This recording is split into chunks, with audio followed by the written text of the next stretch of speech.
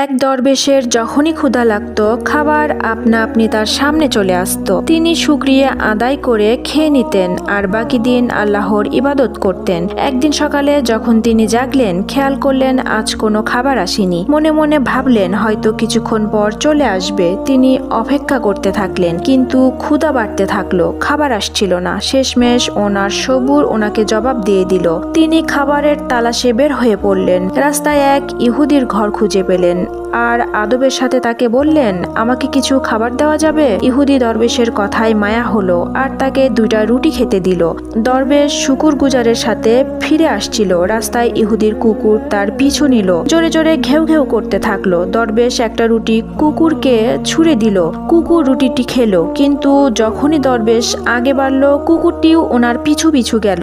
তিনি দ্বিতীয় রুটিটাও কুকুরকে দিয়ে দিল। কুকুর ওই রুটিটাও খেয়ে নিল, কিন্তু তারপরও পিছে পিছে এসে ঘেউ ঘেউ করতে থাকলো। দরবেশ বলল, হে বেশরম কুকুর, তোমার মালিকের ঘর থেকে আমি 2টা রুটি পেয়েছিলাম আর সেই 2টা রুটি আমি তোমাকেই খেতে দিয়েছি, আর তুমি আমার ওপর ঘেউ ঘেউ করছো? কুকুর বলল, বেশরম আমি নই, বেশরম তুমি। আমার মালিক আমাকে ঠিক মতো খাবার দেয় না, তারপরও আমি তার ঘর পাহারা দেই। তার ঘর ছেড়ে অন্য কোথাও খাবারের তালাশে যায় না। আর তুমি কেমন তোমার রবের বাফাদার, মাত্র একদিন খাবার না পেয়েই আরেকজনের দরজায় পৌঁছে গেছো। এটা শুনে দরবেশের দিল কেঁপে উঠল।